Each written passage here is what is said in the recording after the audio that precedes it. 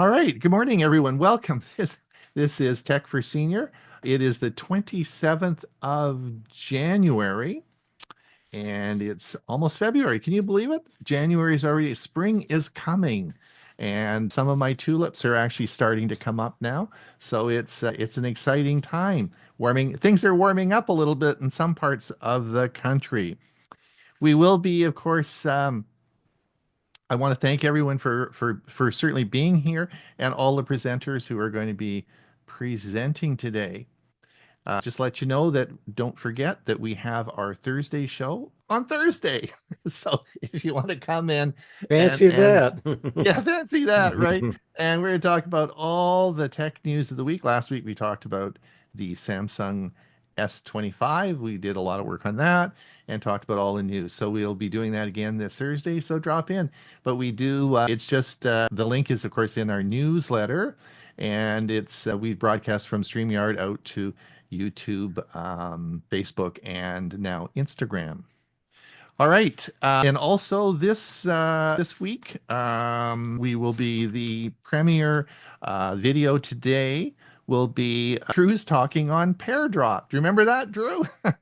You did that about a year ago, so that will be on our premiere vision. Bill James is going to talk on Mac tips, and I'm going to talk on tabbed browsing. So those are our three selections today. I'll be putting the link in the chat for you, and that'll be at 1:30. I want to thank everyone. We're coming up to the end of our fundraising month, and it is being very successful. We're still a little bit short, and would appreciate if you haven't already donated to our fundraising. This is our fundraising month, and once we're finished, although we will keep the coffee page going, and we do get donations through the year, we do have enough money now to continue on and can complete season 6, which of course starts the end of March.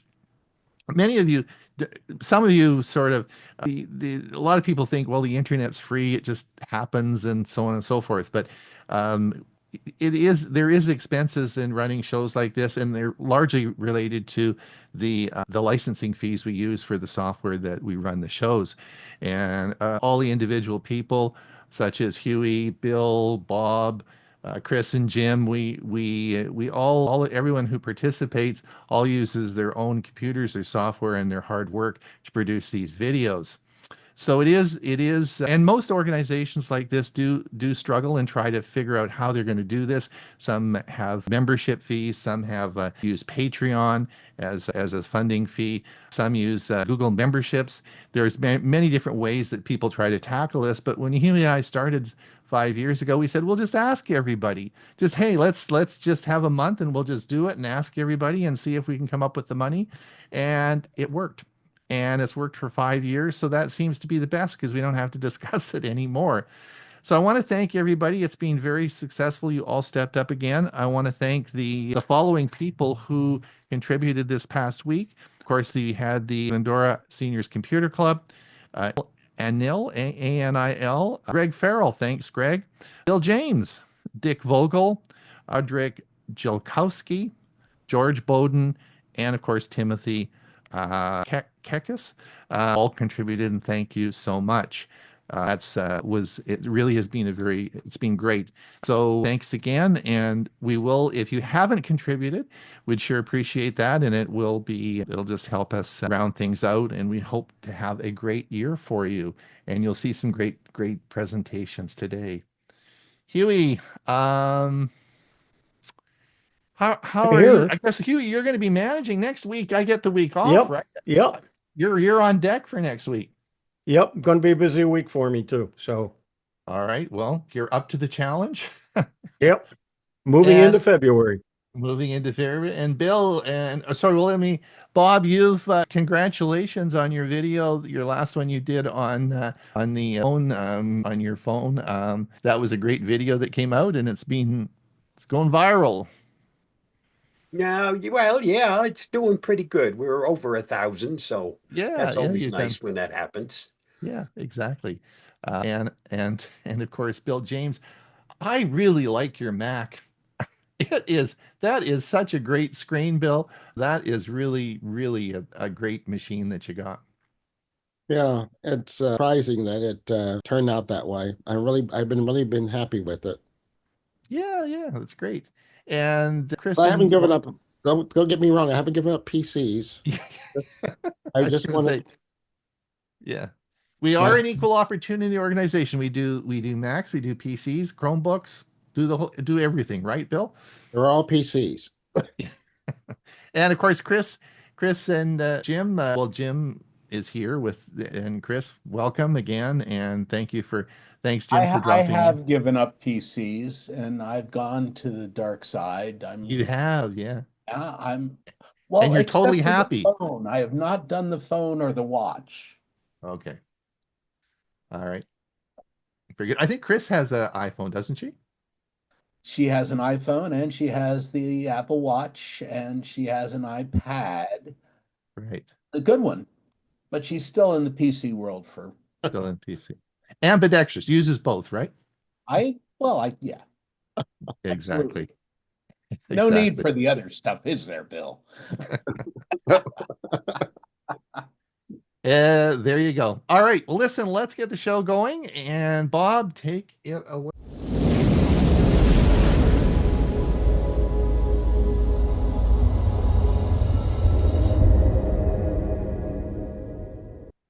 Here's my Tech Talk and Beyond for the week ending January 24th, 2025. And this week's topic, 10 hackers' tricks they don't want you to know and how to outsmart them. Hackers are always looking for new ways to outsmart their victims, and you might be falling for their tricks without even realizing it. In this blog post and video, I'll be revealing the top 10 hacker tricks that cybercriminals use to steal your information and how you can stop them in their tracks. Ready to become unhackable? Let's dive in. Number 1, the phishing scam playbook. Hackers are masters of disguise. They'll send you emails, texts, or DMs that look like they're from your bank, Amazon, or even your boss. These messages often include urgent requests, like verify your account now, or click here to avoid cancellation. Once you click, you're either handing over sensitive info or downloading malware. How to outsmart them. Pause and think before clicking links. Verify the sender's email address carefully. It might look similar, but have subtle differences.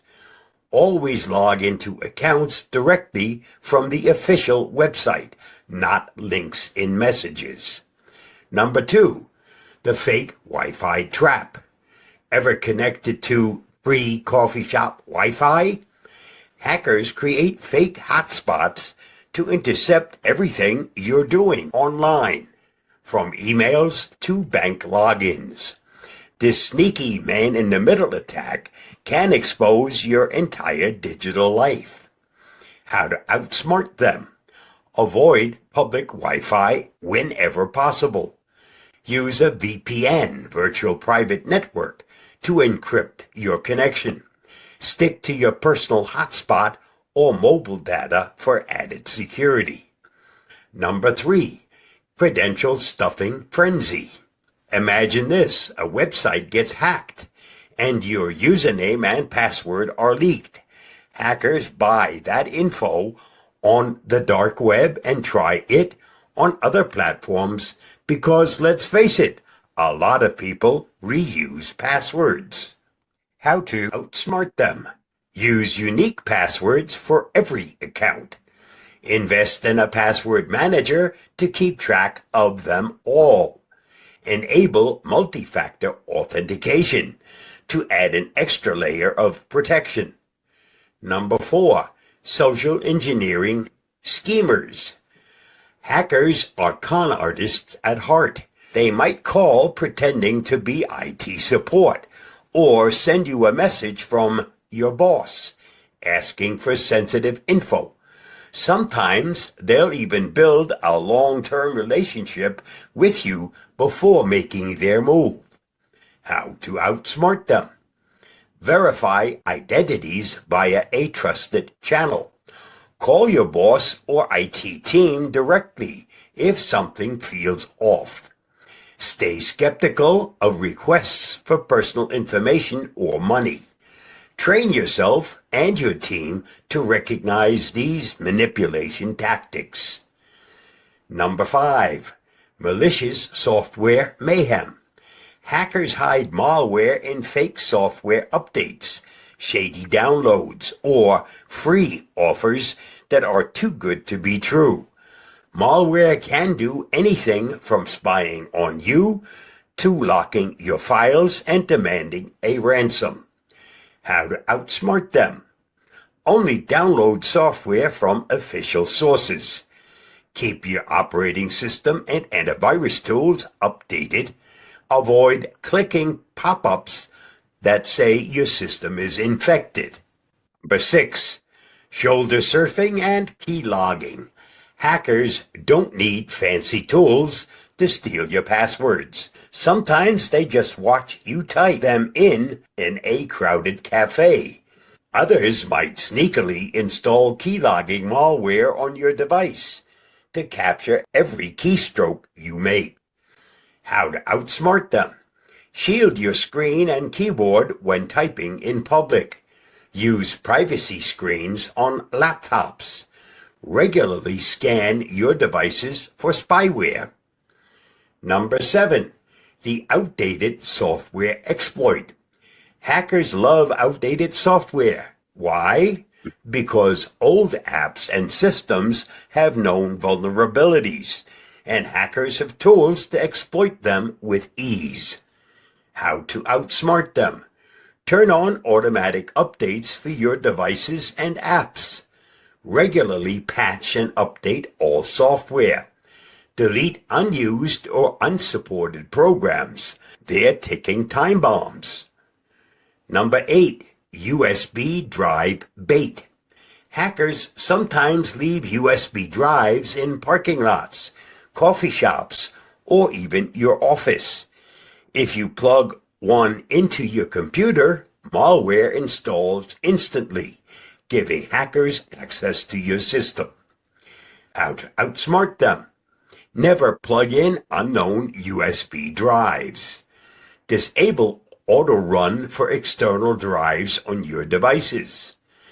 Use USB data blockers when charging devices in public. Number 9. Weak default settings are gold mines. Many devices like routers and smart home gadgets come with weak default settings, such as admin for username and password.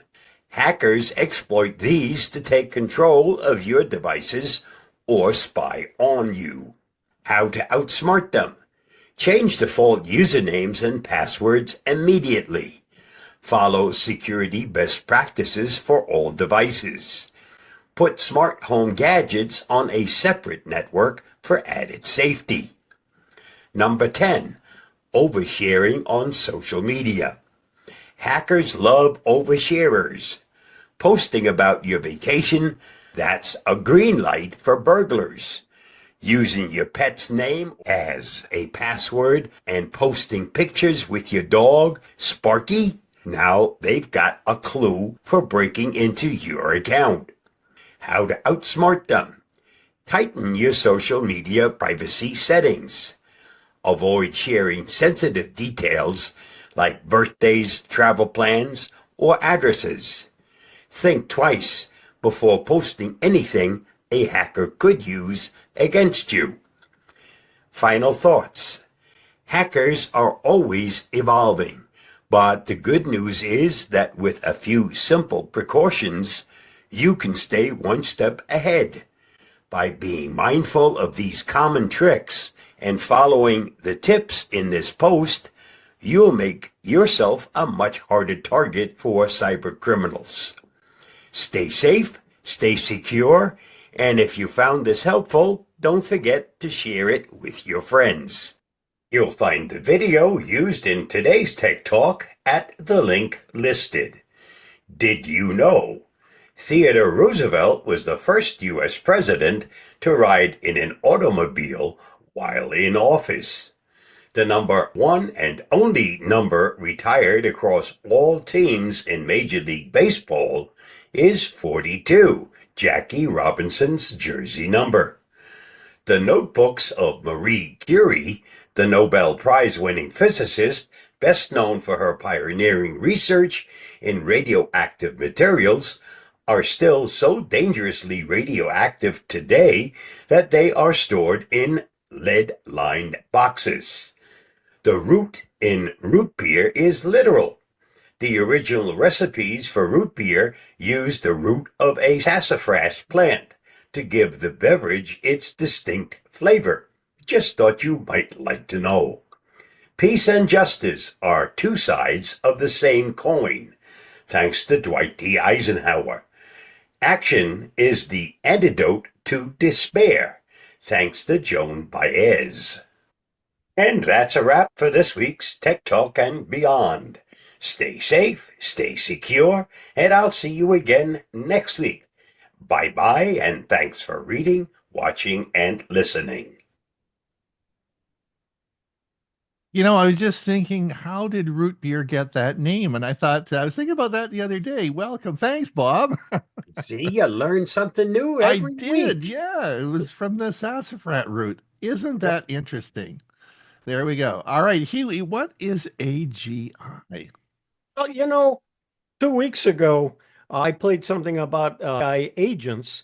And back when we did the forecast for the year, two words that I said, or two things that I said that you're going to hear a lot about this year are agents in AGI. So let's find out what AGI is. And I will have that for you in just a second here. And let's get started. Understanding Artificial General Intelligence, or AGI, a look at the future of AI. Imagine a computer that can think and learn like a human. Current AI is a set of specialized tools, each good at one thing.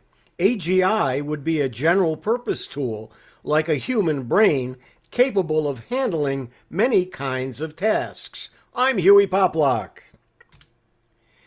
Data-driven AI processes information based on training data, has limited contextual understanding, where AGI would have a deeper understanding and the ability to grasp abstract concepts.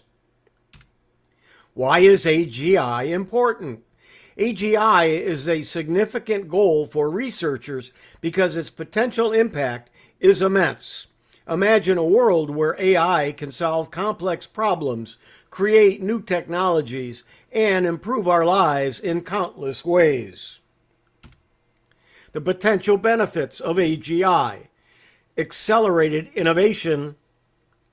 AGI could accelerate scientific breakthroughs leading to new discoveries and solutions. Enhanced problem solving. AGI could tackle complex global challenges like climate change and poverty. Increased efficiency. AGI could automate tasks, freeing up human time for more creative and fulfilling work.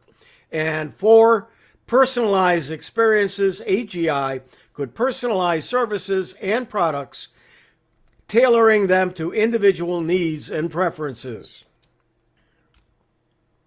The promise of AGI, a new era of intelligence. Enhanced problem solving. AGI could tackle complex global challenges such as climate change and disease. Advanced automation. AGI could automate tasks, freeing up human time for more creative endeavors. An unprecedented innovation. AGI could drive breakthroughs in science, technology, and art. Creating AI that can understand and reason like humans is a significant challenge. Ensuring that AGI is used ethically and responsibly is crucial. Current computing power and data limitations pose significant obstacles. The potential impact of AGI is vast and unpredictable, requiring careful consideration. AI for good, utilizing AI for social impact. In healthcare, AI can assist with medical diagnosis, drug discovery, and personalized treatment plans. Education, AI can provide personalized learning experiences and help students achieve their full potential. In environment, AI can help monitor climate change, develop sustainable energy solutions, and protect natural resources. And in social justice, AI can be used to identify and address social inequities and promote equality for all. Unveiling the potential of AGI. Personalized education, tailoring education to individual learning styles, providing customized learning experiences, and making education more accessible. Analyzing medical data to predict diseases, personalized treatments, and accelerate drug discovery. In financial innovation, enhancing financial models, predicting market trends, and automating complex financial tasks. The importance of continued research. Continued research is essential for understanding the potential benefits and challenges of AGI. It's crucial to invest in research and development to ensure that AGI is developed responsibly and used for the betterment of humanity. The future is now, embracing the potential of AI. While AGI still may be a theoretical concept, AI is already transforming our lives in many ways. It's important to embrace the potential of AI while also addressing its ethical implications to ensure a future where AI benefits all of humanity. The importance of collaboration in education. Collaboration between researchers, policymakers, and the public is crucial for shaping this future of AI. Education and awareness are also essential to ensure that everyone understands the potential and challenges of AI.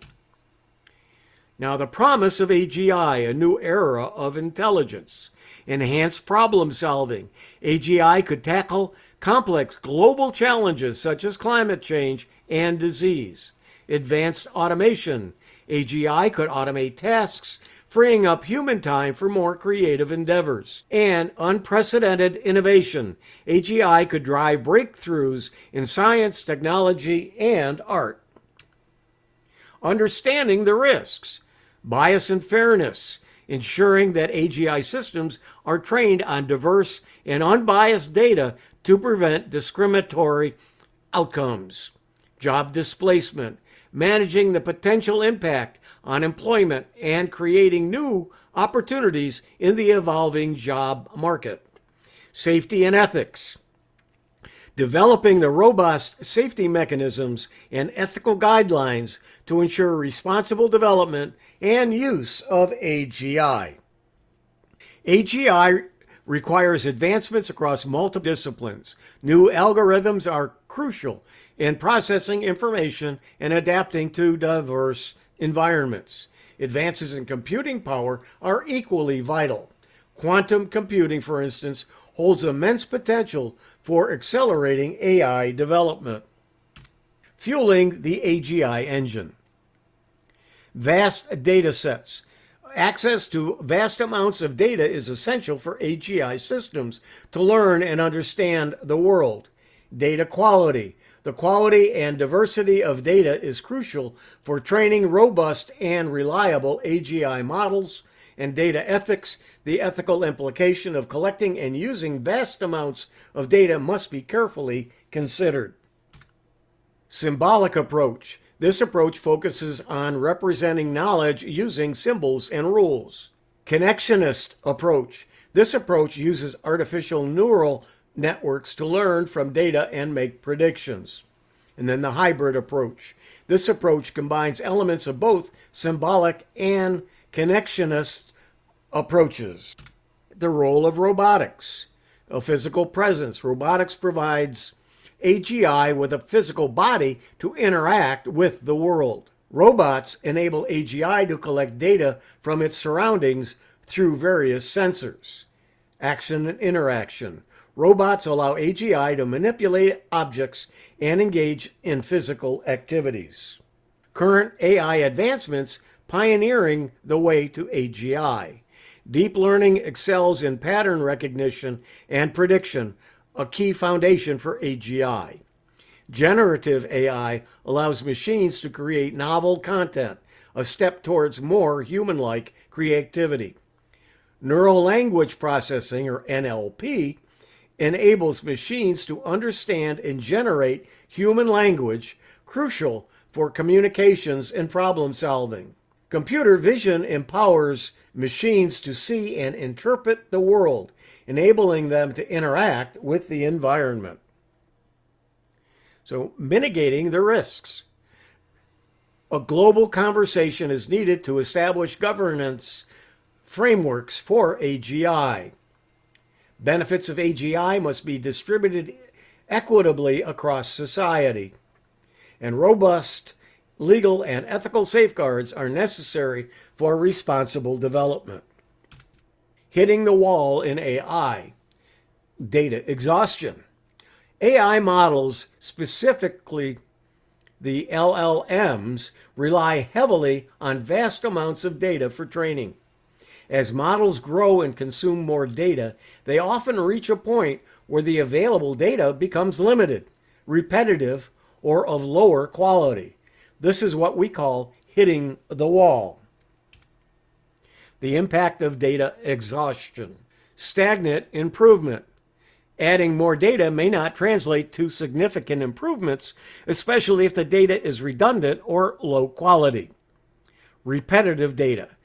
Models may start seeing the same information repeatedly, reducing the effectiveness of new learning. Diminished learning. Models become less effective at learning new information due to the lack of diverse and valuable data.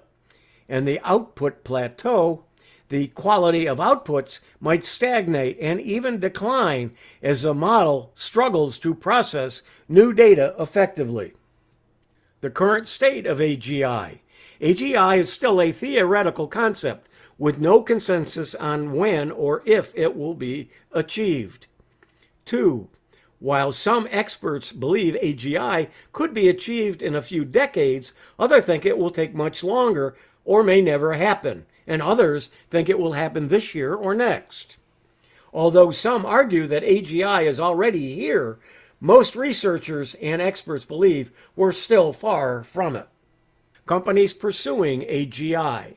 DeepMind, a subsidiary of Google, has developed advanced AI systems capable of playing games like Go and chess at superhuman levels. OpenAI, a nonprofit research company, has developed AI models like GPT-3 and DALL-E, showcasing impressive capabilities in language processing and image generation.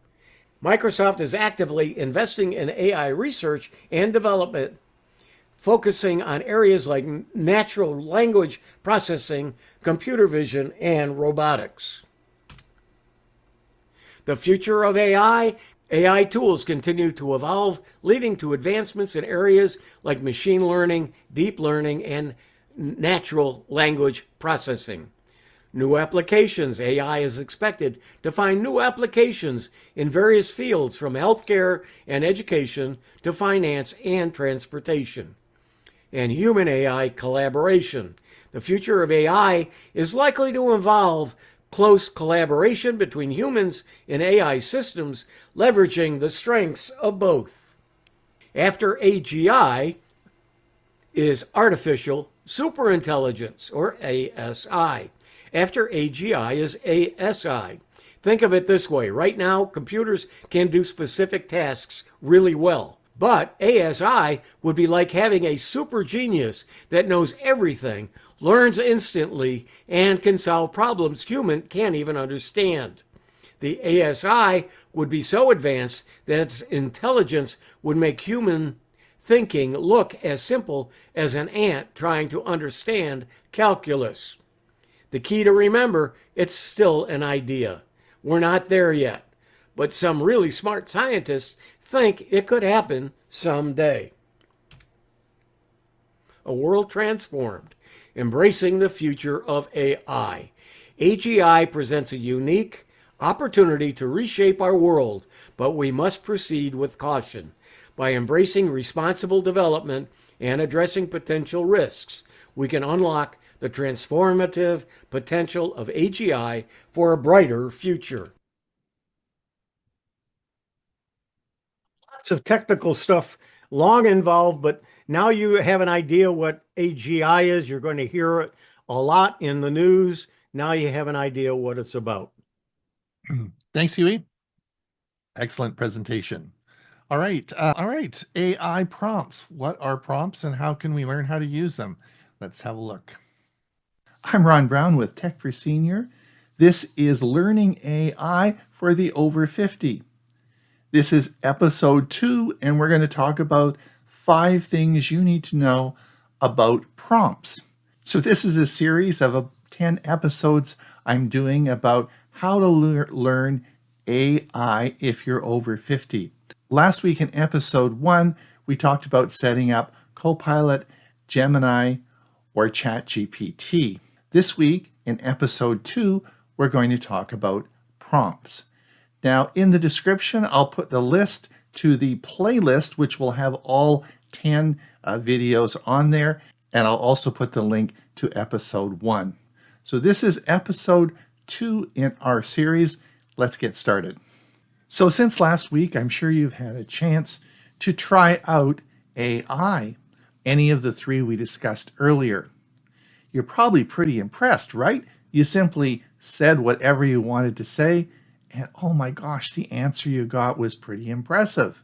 So what you did was 2 things. First of all, you had a question to ask AI, either ChatGPT, Gemini, or Copilot. And that was a question, and then you got a response. So there's 2 parts. There's the question, and then there's the response. Let's deal with the response first of all.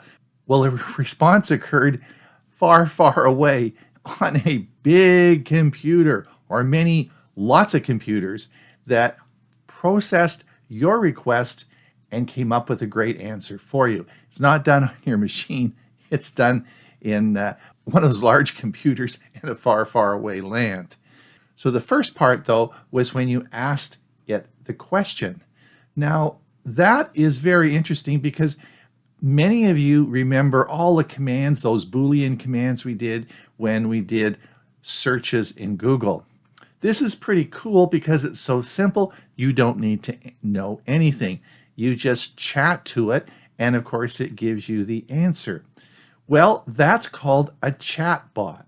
Both Copilot, Gemini, and ChatGPT are all chatbots. Now, what's a chatbot? That's a new terminology that we haven't really used a lot in the past. Well, you can chat to a bot. Well, what's a bot? Bot is a thing that's going to process the information for you, and you can just chat to it. And that's what we call a chatbot.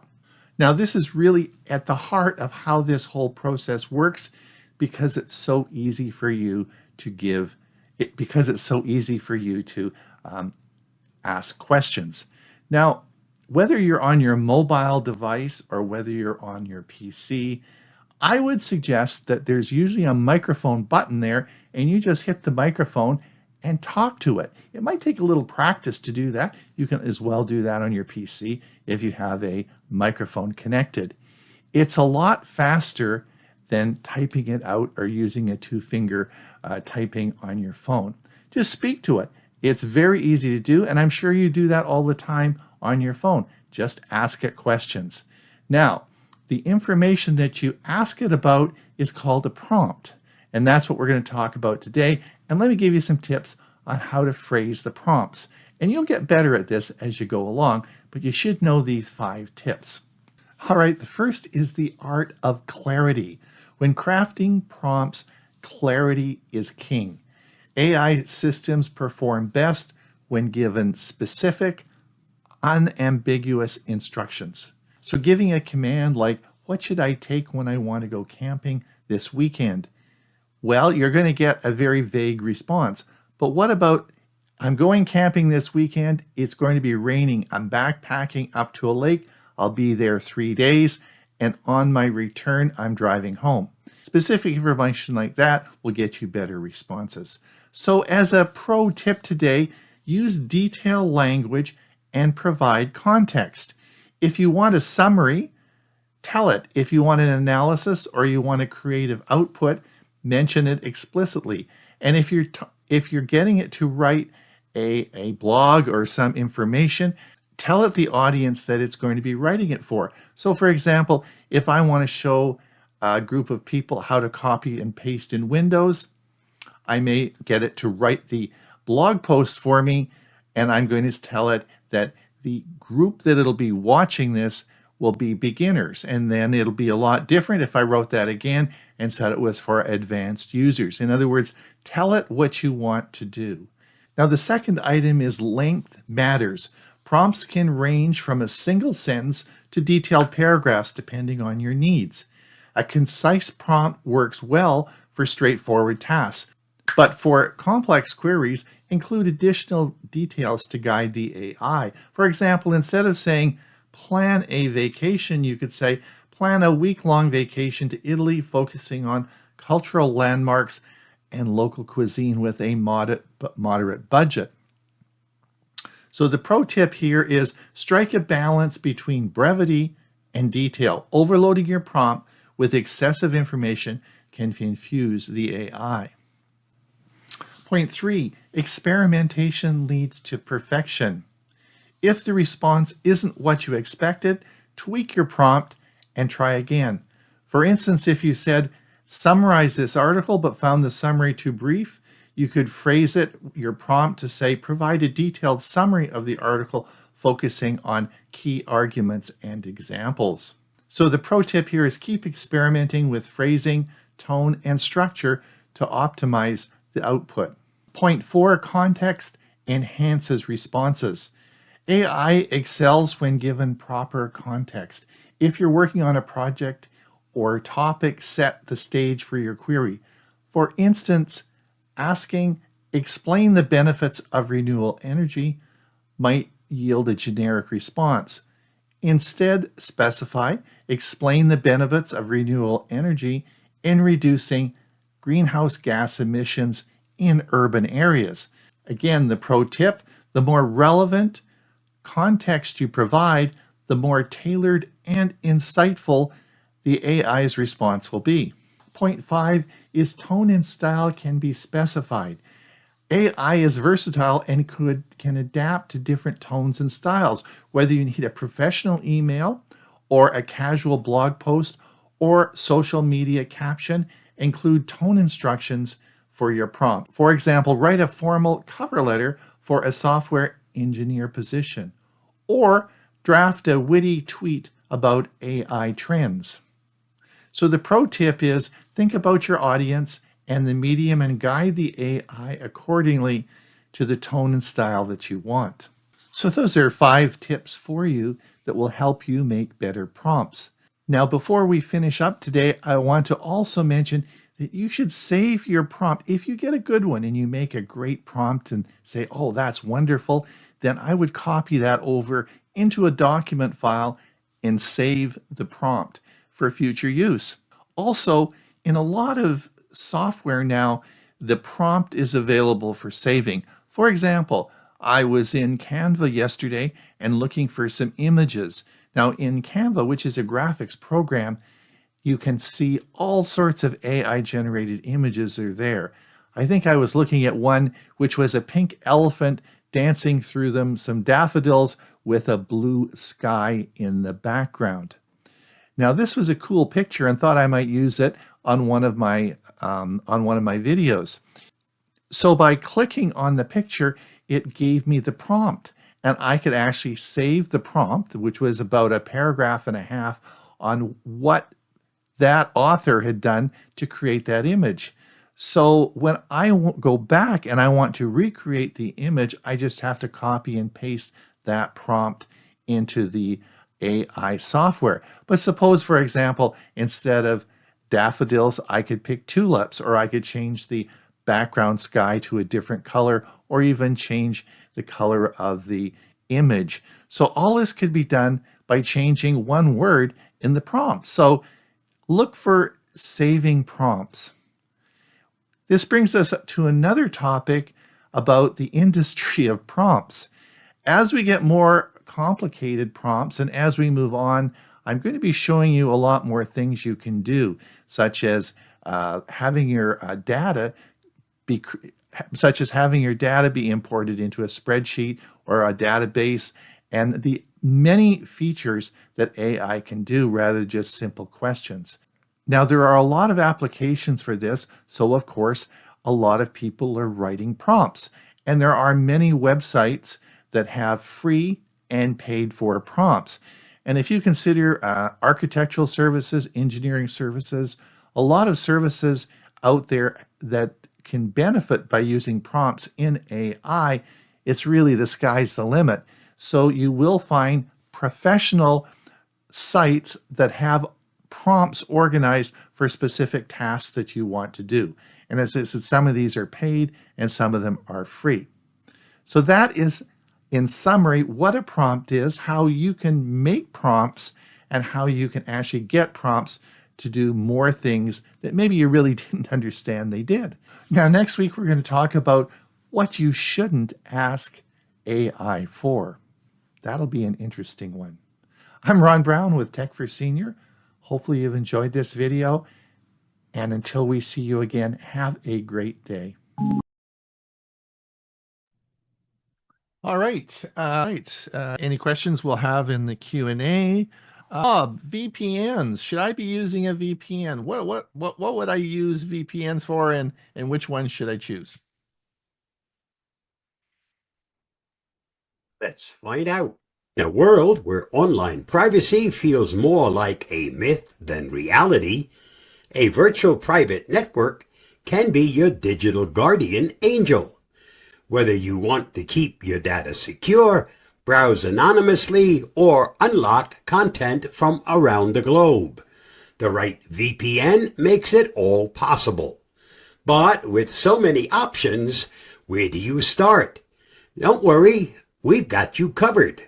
Here's your easy-to-understand guide to the best VPNs of the year and how to choose the one that's perfect for you. Top VPNs of 2025. Number 1, NordVPN. If security and speed are your top priorities, NordVPN is a heavyweight contender. Why you'll love it. With over 7,100 servers in 60-plus countries, you get blazing fast connections and unrivaled privacy features like double VPN and Onion over VPN. Best for streaming, online security, and advanced privacy. Cost starts at $339 per month for a 2-year plan. Number 2, Surfshark is proof you don't need to spend big to get premium features. Why you'll love it. Unlimited device connections, an ad-blocking clean web feature, and excellent streaming capabilities make it ideal for families. Best for budget-friendly protection across multiple devices. Cost starts at $219 a month for a 2-year plan. Number 3, ExpressVPN. Known for its user-friendly design and super-fast speeds, ExpressVPN is a favorite for beginners and experts alike. Why you'll love it. Servers in over 105 countries, excellent streaming access, and the super-fast lightweight protocol. Best for beginners, frequent streamers, and international users. Costs start at $499 a month for a 2-year plan. Number 4, Proton VPN. Proton VPN is your go-to for privacy-first users. Why you'll love it. Backed by Swiss privacy laws, it offers a strict no-logs policy, open-source apps, and a free version with no data caps. Best for privacy enthusiasts and those on a budget. Cost, free tier available, premium plans start affordably. Proton VPN free tier, the best free VPN on the list. Privacy first. Proton VPN is based in Switzerland, a country with strong privacy laws, ensuring your data is protected under some of the strictest regulations in the world. No data caps. Unlike many free VPNs that limit your usage, Proton VPN offers unlimited bandwidth, making it ideal for casual browsing. Security you can trust. It includes AES 256 encryption, a strict no logs policy, and open source apps, so you know exactly what you're getting. Server availability. While the free plan gives you access to servers in only 3 countries, the US, Netherlands, and Japan, they're reliable and deliver decent speeds for a free service. Transparency. Proton VPN's free version is supported by paid users, so it doesn't rely on selling your data or showing ads. Who should use Proton VPN free? The free tier is perfect for privacy enthusiasts who need basic protection without spending a dime. Light users who primarily browse the web or check emails. Those who want to try a VPN before committing to a paid plan. Limitations of free VPNs. While Proton VPN's free plan is exceptional, it's important to note that free VPNs usually come with limitations like fewer server locations, slower speeds during peak hours, and lack of advanced features, such as streaming or torrenting support. If you need these functionalities, consider upgrading to a paid plan. Number 5, CyberGhost. For streaming fans and torrenting pros, CyberGhost delivers. Why you'll love it. Over 11,500 servers worldwide and specialized servers for streaming services like Netflix, Hulu, and more. Best for streaming, torrenting, and ease of use. Cost, affordable with a 45-day money-back guarantee. How to choose the right VPN. Finding the right VPN doesn't have to feel overwhelming. Follow these simple steps to pick the best option for your needs. Number 1, prioritize security. Your VPN should act like a virtual bouncer for your data. Look for AES 256 encryption, the Fort Knox of encryption, a no-logs policy to ensure no one is keeping tabs on your online activities, extra features like a kill switch that protects your IP address if the VPN drops. Number 2, speed matters. Nobody likes buffering, so choose a VPN known for fast connections. Look for services with optimized servers for streaming, gaming, or video calls. Number 3, check the server network. A large server network means better performance. Plus, if you want to access content from other countries, a VPN with global coverage is essential. Number 4, ensure compatibility. Make sure the VPN supports all your devices, smartphones, laptops, and even smart TVs. Bonus points if it allows multiple simultaneous connections.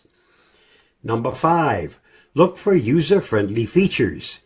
If you're new to VPNs, choose one with a simple, intuitive interface.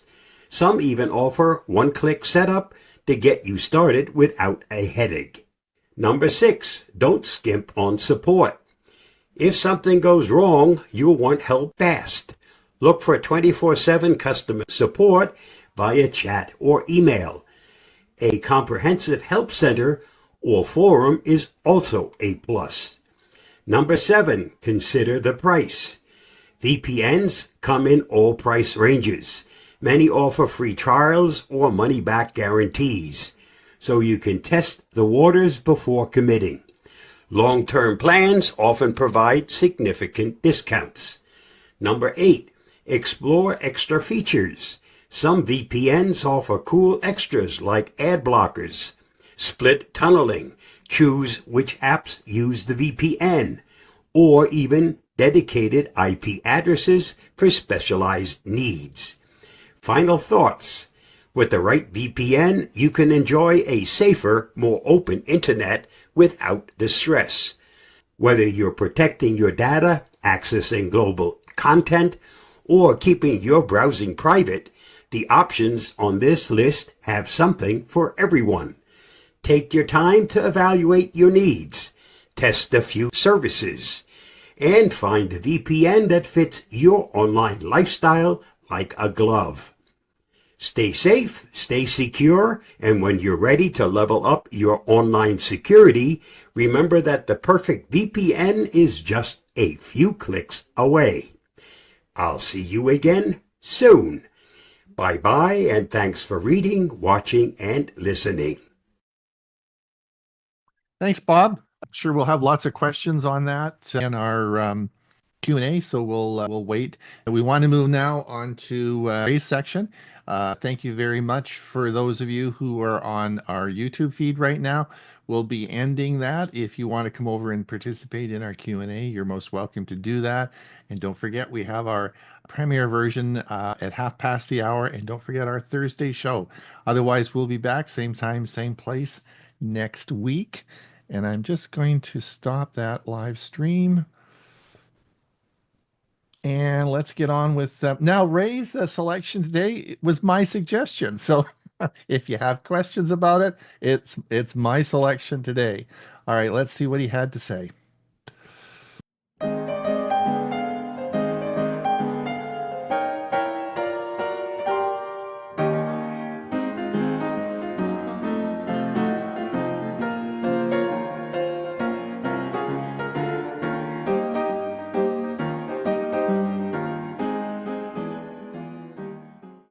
Garth Hudson, the genius behind the band.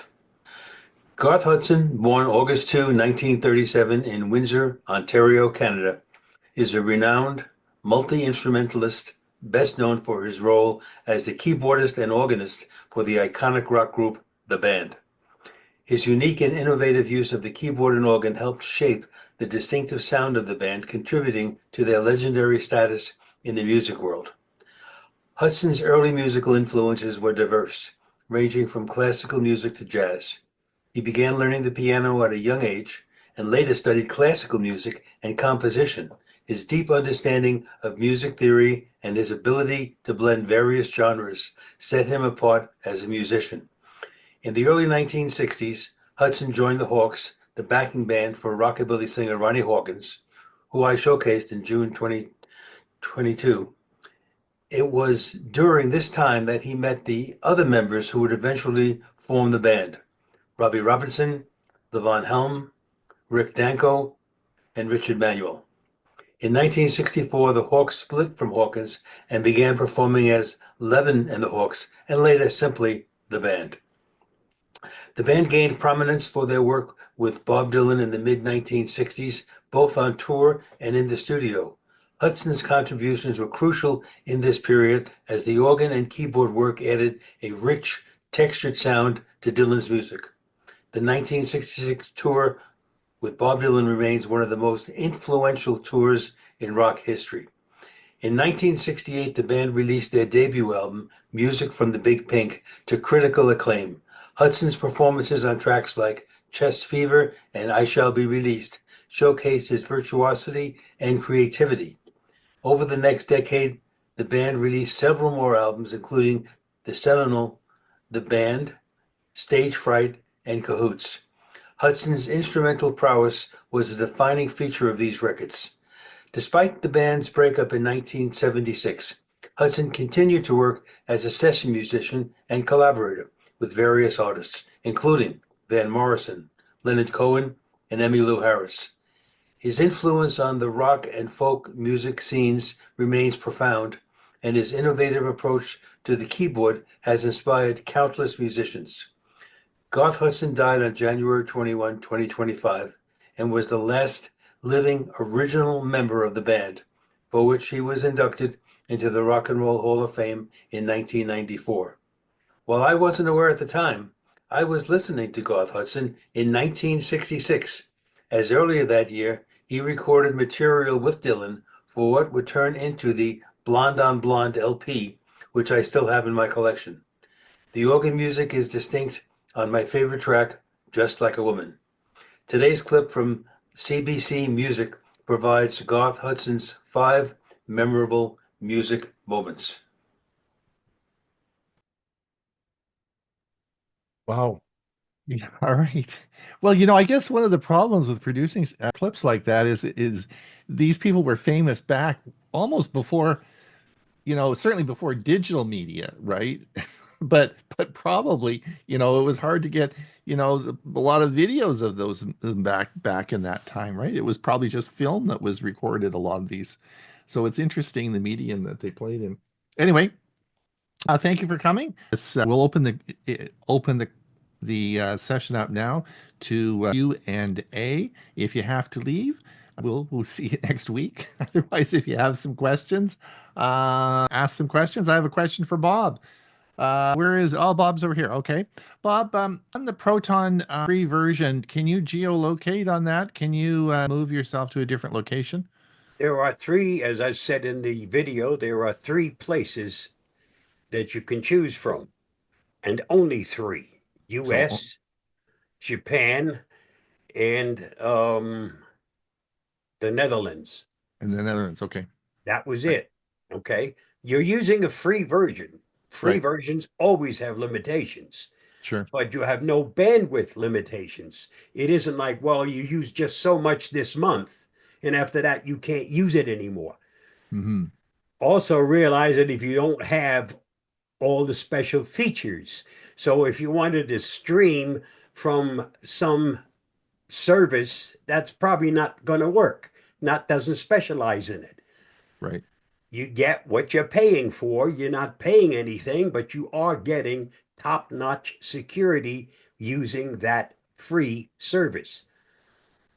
And as you said in the video, I guess you have to sit back and think about what you actually want to use it for, right? Because different services have different applications. Correct. Right. Greg, go ahead.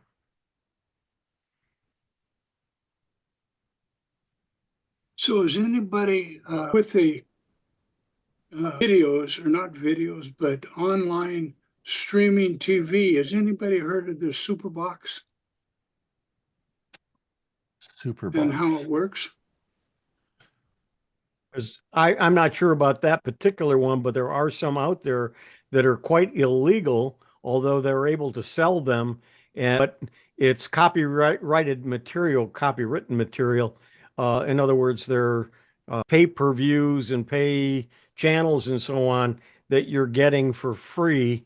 So therefore, or for a small amount per month. So you know that there's some kind of problem with legalities there. So just realize be careful. that if they pursue it, you could wind up in jail or very, very badly affected monetarily if they pursue it on the part of the copyrighted material. So, Greg, Superbox, and looking it up now, Superbox is a popular brand of Android TV boxes that offer a wide range of streaming and entertainment options. They are known for their user-friendly interface, extensive app support, and the ability to access live TV, video on demand content, music, photos, and more. So that's basically what it is, and there's lots of information online about it. Yeah, I know. I bought one. Oh, did you? Okay. So what do you think? But one of my friends has one, and he gets 1,700 channels from literally all over the world. And so he lives here in Caldwell, and he was watching the fires down in LA from the standpoint of the civil defense, or whatever, it's the emergency management system down there. they had a live feed and was showing these fires, and he was sitting here watching them. Mm-hmm. So I got kind of interested, and I took Leona up there and we watched it, and she asked him some questions, and they don't get all of the programs. She wanted Paramount Plus, and they don't get that, but it gets a lot of the ABC, CBS, NBC, Fox, all the general things from all over the United States. So we really haven't made our mind up what to do. But the packages that we have on DirecTV is it runs about $250 a month. So we were just going to I was going to try to skirt it and save $250 a month. You So I might don't know save what we're even gonna do. you might save the $250 for that box as well. If you have a smart TV, and most of them now are, you can get YouTube, and so many things are on YouTube that I actually watch it a lot. You can watch movies, you can watch news maybe an hour later, but you can watch them from all over the country. And then also almost all the channels and all of their services. There's thousands of free streaming channels that are available using different services. Google So TV, yep. 800 and some odd different channels, all of it totally free and totally legal. So I got away from Tesla, that Starlink, and I had a problem with YouTube because the broadcast actually came out of Seattle, and they thought we lived in Seattle, and nobody would actually answer any of my emails. I kept telling them that we live in Caldwell, Idaho, and they said, no, you're living in Seattle. And so we ended up having to drop us, or they dropped us. But the big packages that we get are the NFL packages and then the baseball packages. And so I think we're just going to keep it like it is. Yeah. Drew, go ahead.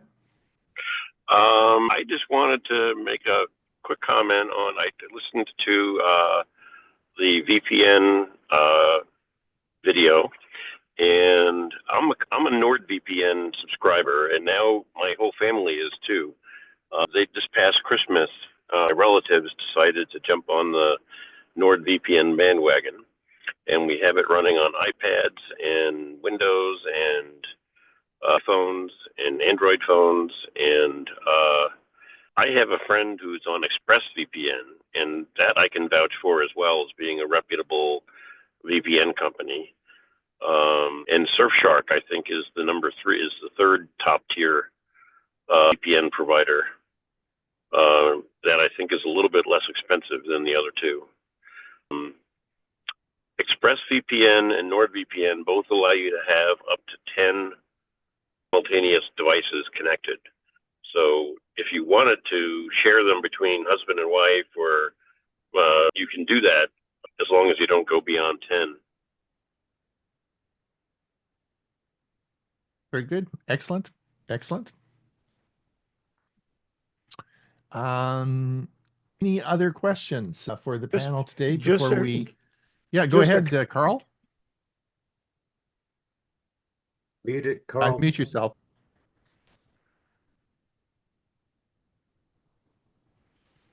Okay, thank you. Bob, you mentioned that in your VPN presentation, which I mentioned was excellent, that for Internet of Things, like cameras and so forth, that is for security to have a separate network.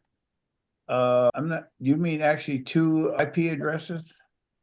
Yeah, guest network, totally separated from the rest of the stuff that you're doing. So that what you do on your computer, on your phone, is separate for those smart devices. Because smart devices are not known to be made for security, they're meant for convenience. So they're more likely to wind up with a problem as far as security goes than the stuff that you have on your systems, because they're designed for security, and you also have security packages that keep those things safe. The risky thing is all the fly-by-night things that you add to your internet. So that would mean basically doubling my internet expense if I'm paying $40 No, a month no, for no, no, no, no, AT&T. no. It's a guest network. It's just a separate network. Yeah, Can I the- connect two different routers to the same IP?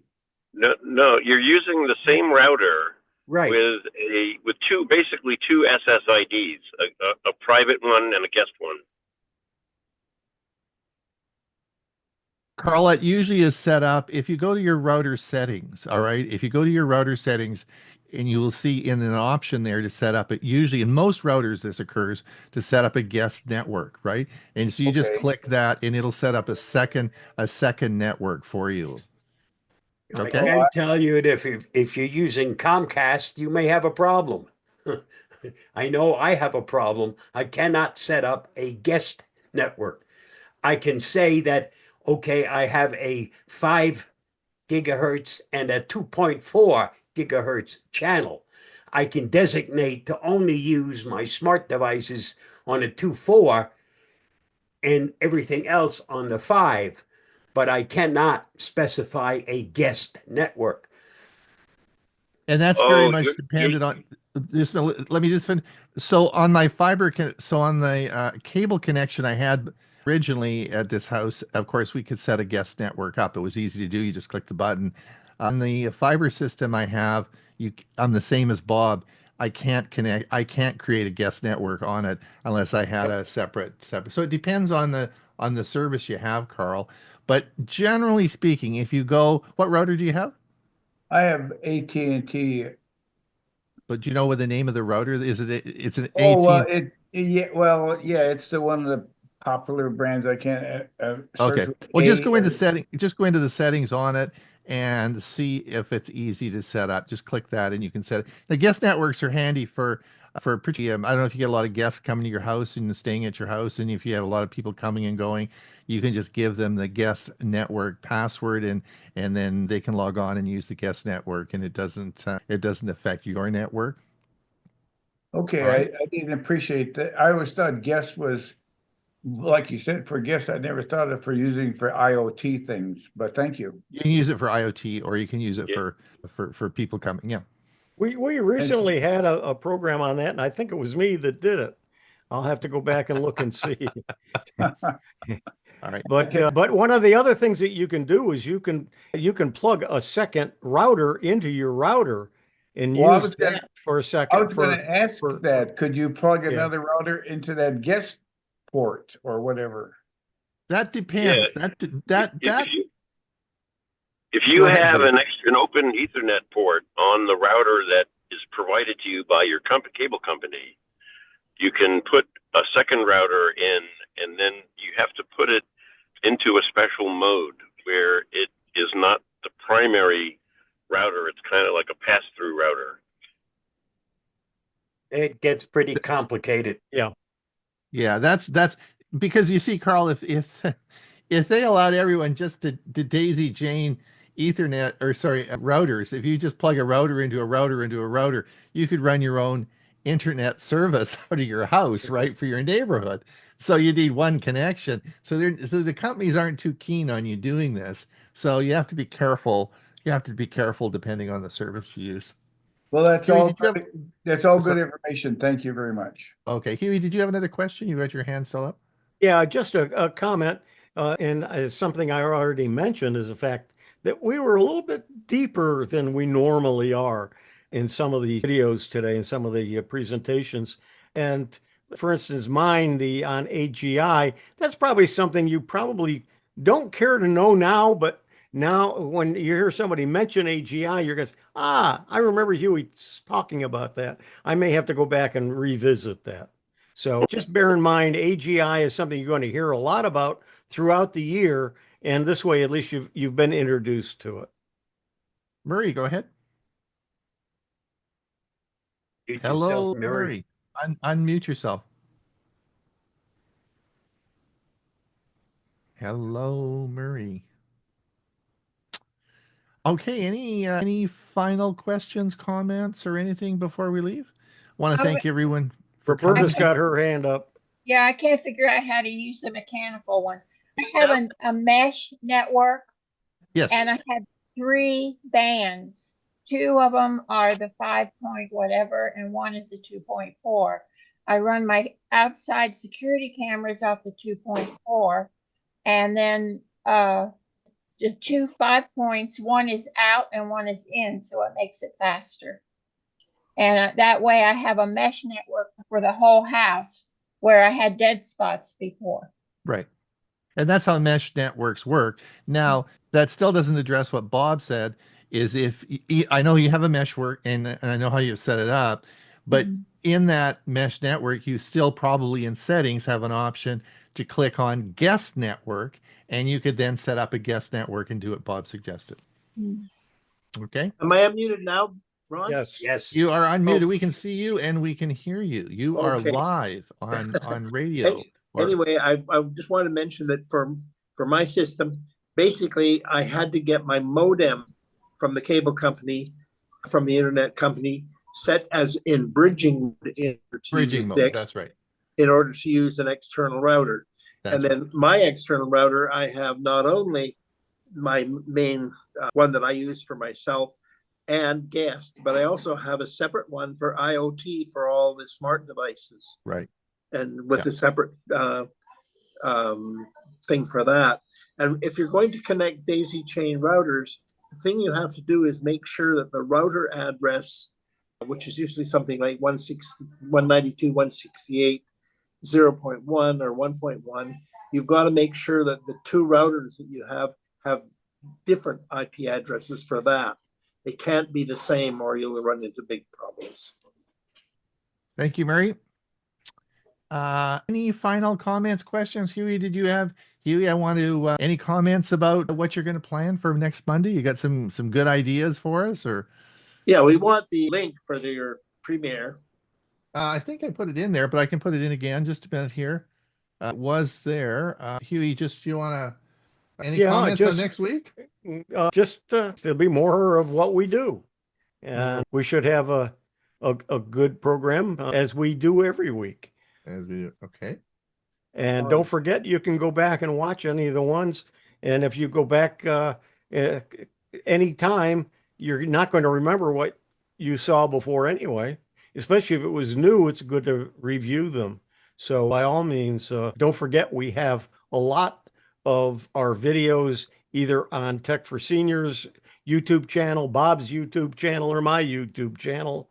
And let's see, and of course on the Geeks on Tour channel. So lots of things to keep you busy and out of trouble. There you go.